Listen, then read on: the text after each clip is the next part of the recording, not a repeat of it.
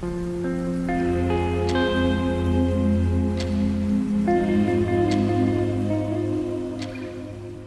it's time to do the vocals now, and this is day 2 for reference. So the reason I'm recording my vocals in the control room is because I want to monitor my compression going through my externals, and that's something that I can't do on the iPad. Now, I would have used the compression that comes with my console, but I want it to run two types of compression, and I'm running it through my VLAs down there. So you should be able to make it out.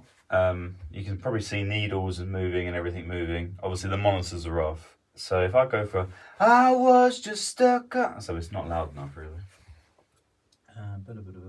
That one is doing some very gentle compression at 2:1 ratio. So it's gonna be on quite a lot. So and I thought so you see on that first thought, it's doing about 2 decibels of compression on that.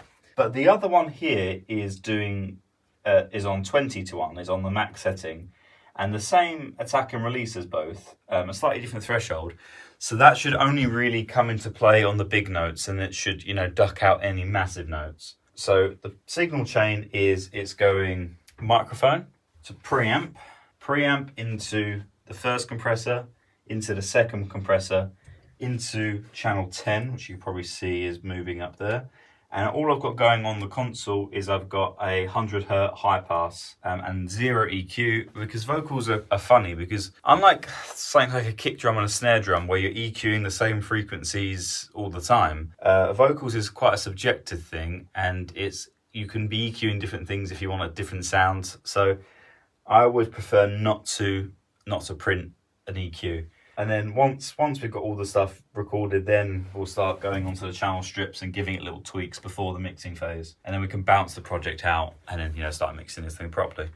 But I'll come back to you once I've got the vocal take, and that could be in a few hours' time. Because again, I want to stress that I'm not a vocalist, so that's one problem. But I want to get this right. So that's why another reason why I'm in the control room is so I can constantly monitor what's going on with the session. I can see, sort of use references. I'm going to be referencing the original quite a lot. Just so I've already done a couple of takes yesterday as warm-ups, and what I was noticing is I was in the range, but my inflections were off. So that's something I want to work on.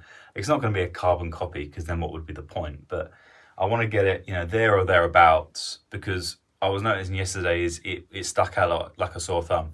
And maybe that's because I've not been doing any post-compression, post-EQ, no de-essing, no vocal chain techniques and no reverbs.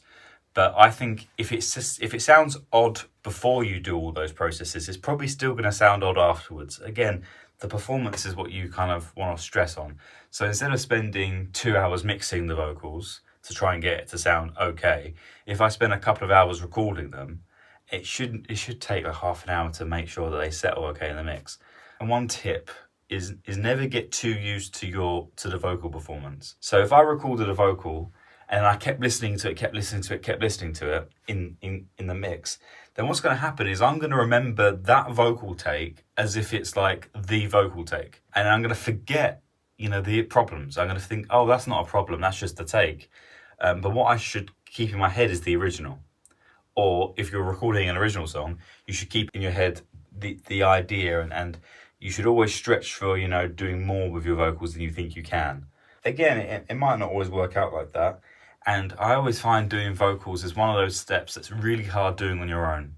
You need somebody else to tell you that was bad, and you need somebody else to tell you to get closer to the mic and things like that. And that's where I'm going to struggle with this performance, but I'm going to give it a really good go and get these vocals down. And then once those vocals are down, we're 90% there, because all I need to do is a few fader changes, do the mix balance, a little bit of EQ and compression on all the tracks, and then I'll bounce it down, and then we're straight into mixing the song. I will check back with you once these vocals are done and I'm happy, which could be, a long time. I'm not the kind of fool who's gonna sit and sing to you about stars, girl. But last night I looked up into the dark half of the blue, and they'd gone backwards. Something in your magnetism must have pissed them off, forcing them to get an early night. I have been searching from the bottom to the top for such a sight as the one I caught when I saw your fingers dimming the lights, like you're used to being told that you're trouble. And I spent all nights stuck on the puzzle.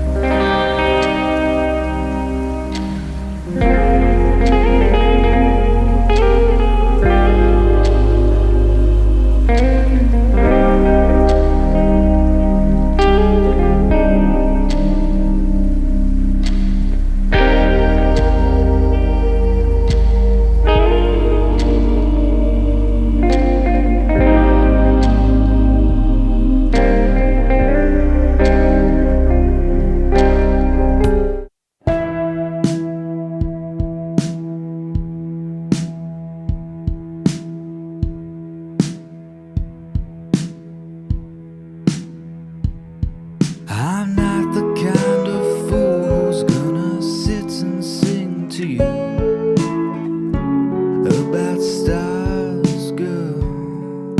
But last night I looked up into the dark half of the blue, and they'd gone backwards. Something in your magnetism must have pissed them off, forcing them to get an early night.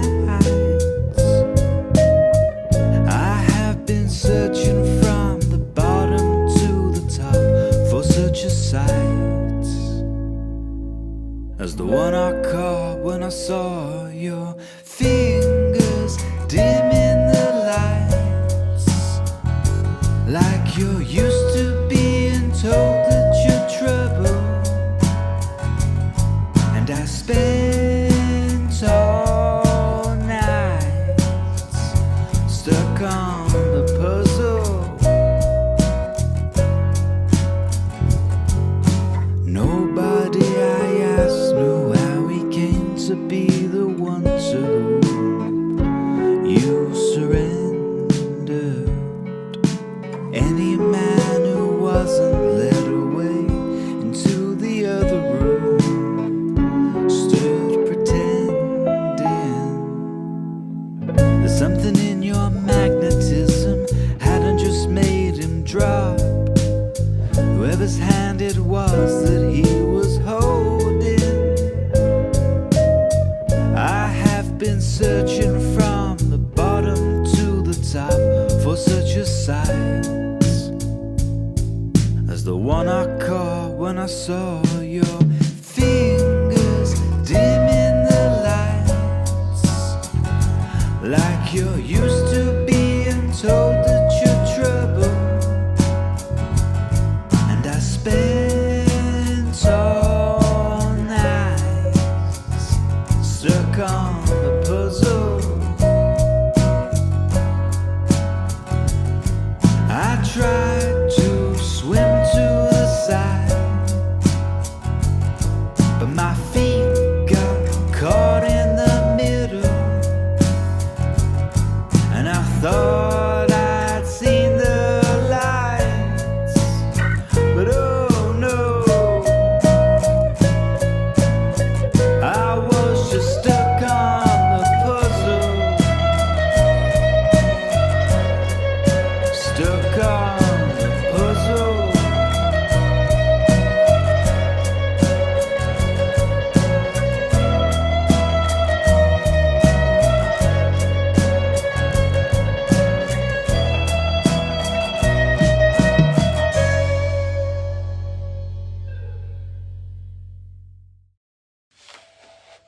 thank you for watching.